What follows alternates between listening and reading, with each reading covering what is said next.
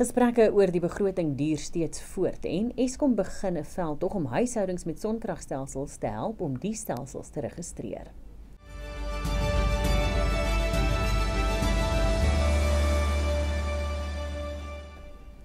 In April, tyd vir die Afrikaanse nuus saam met Pretoria FM. Die DA sê hy hou by sy besluit om nie die verhoging van belasting op toegevoegde waarde te ondersteun nie. President Cyril Ramaphosa en die leier van die DA, John Steenhuisen, het vroeër vandag vergader. Die staande komitee oor finansies hoop om binnekort sy fiskale raamwerk vas te stel, waaroor daar môre in die nasionale vergadering gestem sal word. Action SA meen intussen ook dat 'n BTW-verhoging nie vir hom 'n opsie is nie. LPs in die finansiële komitee het vanoggend vergader om die eerste fase van die ooreenkoms met die land se eerste begroting onder 'n regering van nasionale eenheid te belig. Die RNE hang glo aan 'n draadjie nadat die ANC nie daarin kon slaag om aan die DA se eise oor die ekonomiese hervorming wat die begroting insluit te voldoen nie. Die ANC se sekretaris-generaal Fikile Mbalula sê intussen die BTW-verhoging van 0,5% wat in die begroting ter tafel gelê is nie permanent nie en sal onttrek word sodra die ekonomie verbeter.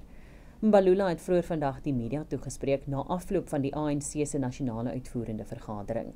Mbalula sê die ANC het van die staanspoor afgesê dat hy nie 'n 2% verhoging in BTW sal steun nie en sê die 0,5% verhoging is net tydelik. Hy sê die gesprekke met die DA oor die party se steun vir die begroting is steeds aan die gang en dat daar nog nie 'n ooreenkoms is nie. Eskom het 'n veldtog van stapel gestuur om huishoudings met sonkragstelsels te help om ingevolge die wet van die nasionale energiereguleerder van Suid-Afrika, oftewel NERSA, hulle sonkragstelsels te registreer. Die kragvoorsiener het vanoggend gesê huishoudings kan nog tot einde Maart 2026 hul stelsels gratis registreer. Ingevolge NERSA se wette moet eienaars van sonkragstelsels wat in 'n woonbuurt woon wat deur Eskom van krag voorsien word, by Eskom registreer. Indien jy in 'n gebied woon wat nie deur Eskom van krag voorsien word nie, moet jy jou sonkragstelsel by die munisipaliteit registreer. Indien 'n huishouding teen Maart volgende jaar hulle stelsels registreer, sal hulle 'n gratis slimmeter ontvang. Die ALS paramedici is vanoggend na die Beachwood Golflandgoed naby die Virginia lughawe noord van Durban ontbied nadat 'n ligte vliegtuig neergestort het.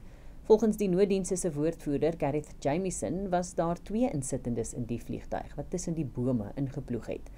Volgens Jamieson is die vlieënier en 'n passasier beseer en na 'n hospitaal geneem. Die burgerlugvaartowerheid en die polisie sal die oorsaak van die ongeluk ondersoek.